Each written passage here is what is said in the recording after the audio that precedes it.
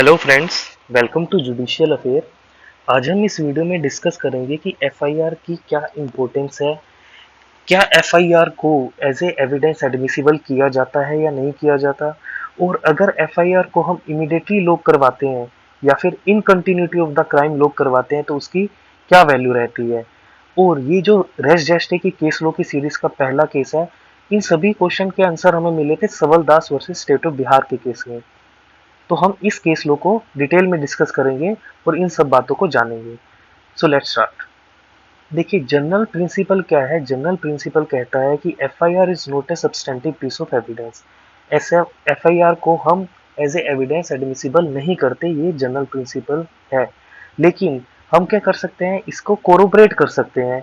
से सपोज एक पर्सन ने एफआईआर में कोई ए स्टेटमेंट दी थी, अगर वही पर्सन उस ए स्टेटमेंट को नेग्लेक्ट करता है तो हम कह सकते हैं कि देखिए, एफआईआर में तो इसने कुछ और कहा था और अब जब एविडेंस देने की बारी आई है तब कुछ और कह रहा है, तो हम उसे कॉन्ट्राडिक्ट कर सकते हैं। लेकिन एज ए एविडेंस एफआईआर को एडमिसिबल नहीं किया जाता, ये जनरल प्रिंसिपल है।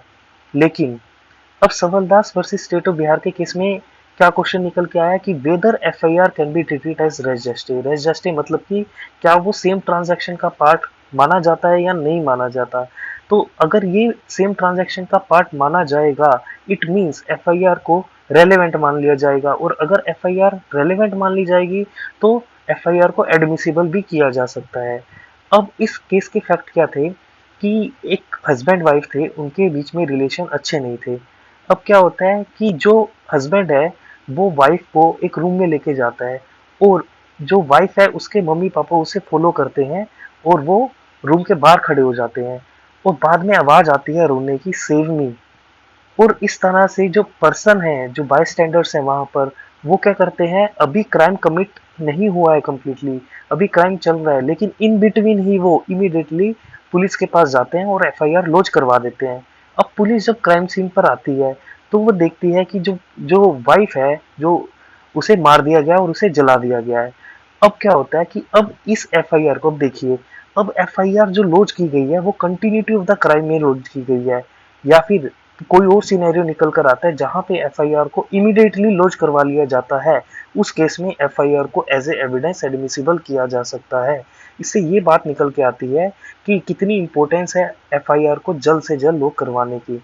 अब एक चीज और सामने हमने देखनी चाहिए कि अब इसको एडमिसिबल क्यों किया जाता है। इसको एडमिसिबल इसलिए किया जाता है क्योंकि ये स्पॉन्टेनियस होती है नेचर में, और ये सेम ट्रांजैक्शन का पार्ट होती है, और इसकी नेचर होती है कि ये ट्रुथ ही होगा क्योंकि ये ट्रांजैक्शन के पार्ट में ही कही जा रही है, और इसमें फैब्रिकेशन की पॉसिबिलिटी बहुत ही कम होती है।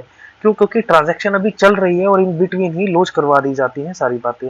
तो अगर ऐसा कोई सिनेरियो निकल कर आता है जहां पर एफआईआर को इमीडिएटली लॉक करवा दिया जाता है या फिर in between the crime lock करवा दिया जाता है, तब एज एफआईआर को एज ए एविडेंस एडमिसिबल किया जा सकता है।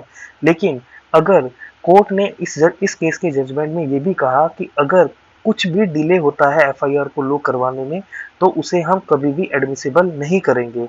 अगर से सपोज पर्सन है, वो क्या करता है, क्राइम कमिट हो जाता है, बाद में उसे मेडिकल ट्रीटमेंट मिलता है, और थोड़ी देर बाद वो बाकी लोगों से मिलता है, उनसे बातें करता है, और उसके बाद अगर एफआईआर लॉन्च करवाता है तो वो एडमिसिबल नहीं मानी जाएगी। अगर वो इमीडिएटली क्राइम करने के बाद भी पुलिस के बाद में विदाउट वेस्टिंग एनी टाइम और विदाउट इन द स्पॉन्टेनियस वे अगर वो जाकर पुलिस में एफआईआर लॉन्च करवाता है तो उसे एडमिसिबल किया जा सकता है। इसलिए अगर कोई भी क्राइम कमिट होता है तो हमें immediately without wasting any time हमें एफआईआर लॉन्च करवानी चाहिए। ये इंपॉर्टेंस है एफआईआर को जल्द से जल्द लॉन्च करवाने की। आई होप आपको समझ में आया होगा कितनी इंपॉर्टेंस है एफआईआर को लॉन्च जल्दी करवाने की। अगर आपको ये वीडियो हेल्पफुल लगी है और आपको कुछ भी जानने को मिला है तो आप लाइक कर सकते हैं, शेयर कर सकते हैं अपने फ्रेंड के साथ, बता सकते हैं एफआईआर को लॉन्च कराने की क्या इंपॉर्टेंस है, और हमारे चैनल को सब्सक्राइब कर सकते हैं इसी तरह के इंटरेस्टिंग वीडियोस पाने के लिए। Thanks for watching this video and